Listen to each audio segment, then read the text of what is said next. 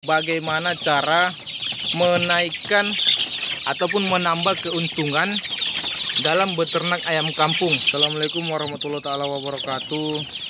Kembali lagi di channel saya, peternakan ayam kampung. Ini adalah DOC yang saya ambil kemarin atau saya beli. Ini proses pembesaran sudah memasuki usia 32 hari.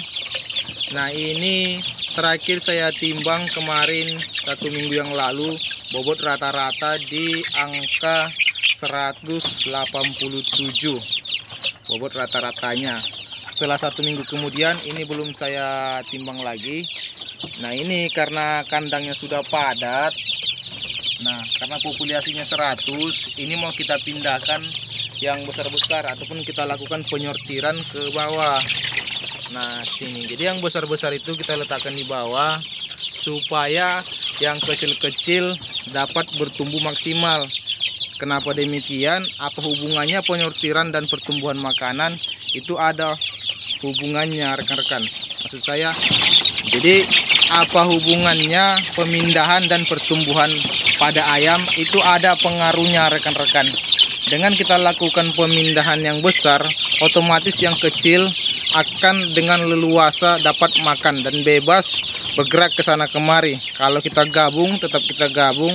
Nanti pada saat pemberian pakan mereka kan akan berebut pakan. Nah, yang besar-besar otomatis akan lebih cepat mendapatkan makanan, sedangkan yang kecil-kecil akan terinjak-injak. Alhasil pertumbuhannya tidak merata. Jadi kita lakukan pemisahan itu agar pertumbuhan ayam maksimal dan merata. Begitu, rekan-rekan. Tapi pada pembahasan kali ini bukan masalah pertumbuhan ayam yang kita bahas. Nah, yang kita bahas kali ini adalah bagaimana cara menaikkan ataupun menambah keuntungan dalam beternak ayam kampung. Saya kasih contoh. Ini saya beternak ayam kampung sebanyak ataupun sejumlah 100 ekor. Ya. Jadi kita akan hitung cara menaikkan ataupun menghitung keuntungan dari pembesaran 100 ekor ayam kampung. Nah, pertama-tama mari kita mulai dari DOC. Untuk pembelian DOC ayam kampung sejumlah 100 ekor, kalau di tempat saya kasih contoh dari diri saya sendiri ya. Kalau di tempat saya, satu box DOC ayam kampung cup ya dihargai 1 juta rupiah. Sudah sampai ke tangan kita. Kemudian hitung-hitungannya seperti ini, rekan-rekan. Kita akan hitung modal awalnya dulu. Tadi saya katakan biaya pembelian DOC ayam cup usia 2 hari itu sebanyak 100 ekor dihargai 1 juta rupiah. Itu modal awal. Kemudian selama proses pembesaran 100 ekor hingga 3 bulan ataupun 75 hari masa panennya, itu menghabiskan kurang lebihnya sebanyak 4 sak pur.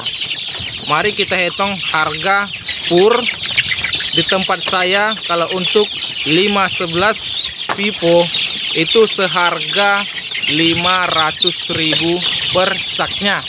Kalau kita menghabiskan 4 sak pakai pakan full pabrikan, otomatis 500 dikali 4 berarti 2 juta rupiah. Jadi pembesaran 100 ekor ayam ya, pembesaran 100 ekor ayam dari DOC hingga panen itu menghabiskan 4 sak pakan dengan biaya 2 juta rupiah. Ditambah biaya DOC 1 juta sudah menghabiskan total biaya sebanyak 3 juta rupiah. Nah, di sini yang jadi permasalahannya atau jadi pertanyaannya, bagaimana cara kita menaikkan keuntungan dari pembesaran 100 ekor ayam kampung? Caranya sangat mudah, rekan-rekan.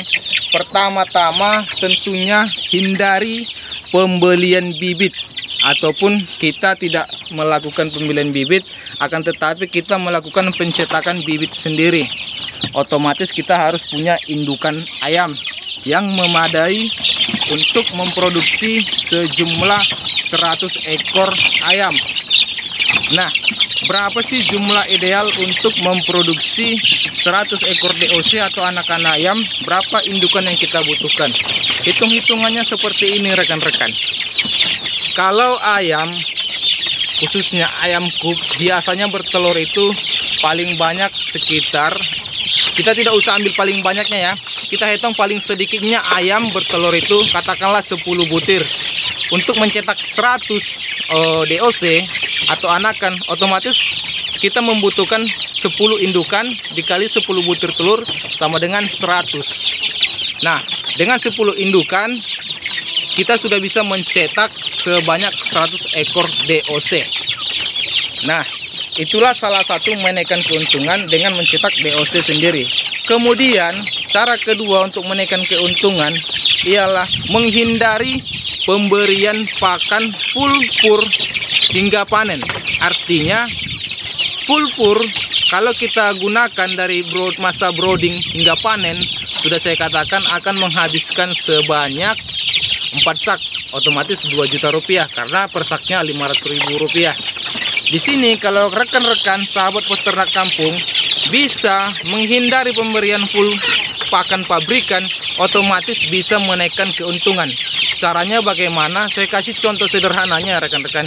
Untuk masa brooding, nah untuk rekan-rekan yang belum tahu masa brooding itu ialah masa di mana pertumbuhan ayam sangat pesat. Artinya masa brooding ini pada saat usia 0 hingga 30 hari pertama, itulah masa-masa pertumbuhan yang paling penting bagi ayam, khususnya ayam kampung. Untuk masa ini jangan bermain-main pada pakannya. Saya rekomendasikan memberikan full pakan pabrikan untuk masa brooding. Selepas daripada masa brooding, rekan-rekan bisa memberikan pakan adukan. Nah, pakan adukan seperti apa yang harus kita berikan untuk masa pertumbuhan ayam kampung? Nah, begini rekan-rekan.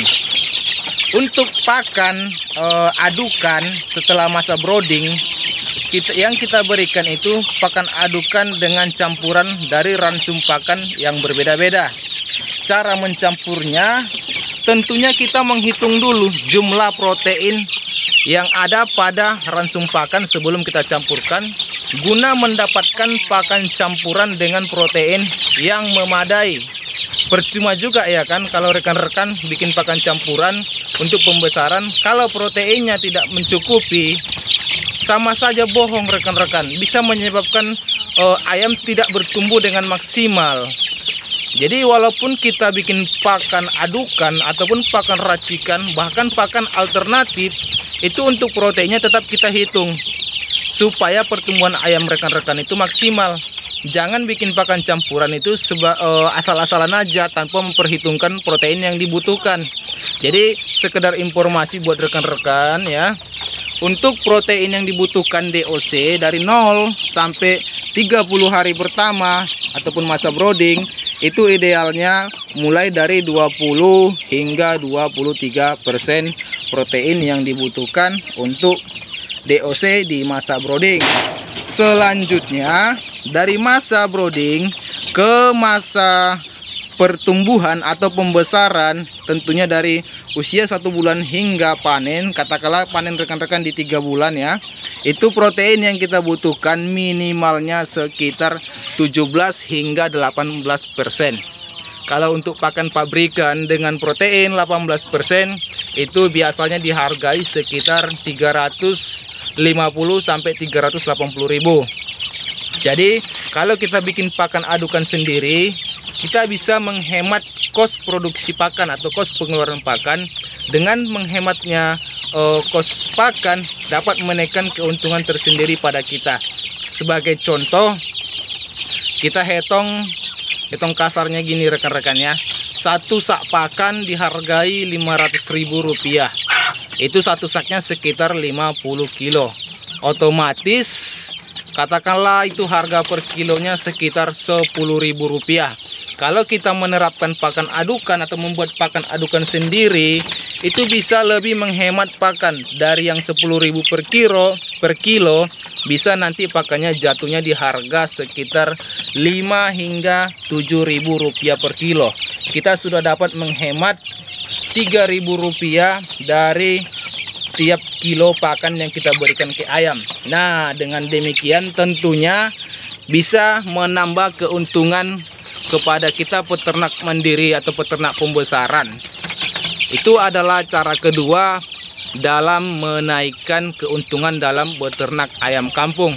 Nah, untuk cara ketiganya, ada cara ketiga rekan-rekan, tetapi berhubung videonya ini sudah mencapai durasi sekitar 9 menitan, saya ragu nanti ini kepanjangan.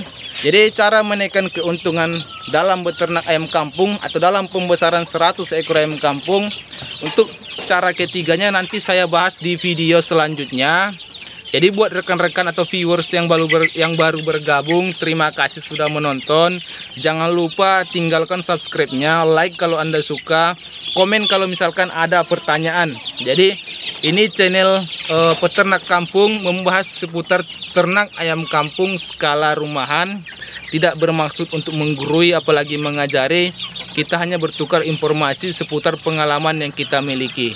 Oke rekan-rekan, terima kasih sudah menonton. Assalamualaikum warahmatullahi wabarakatuh.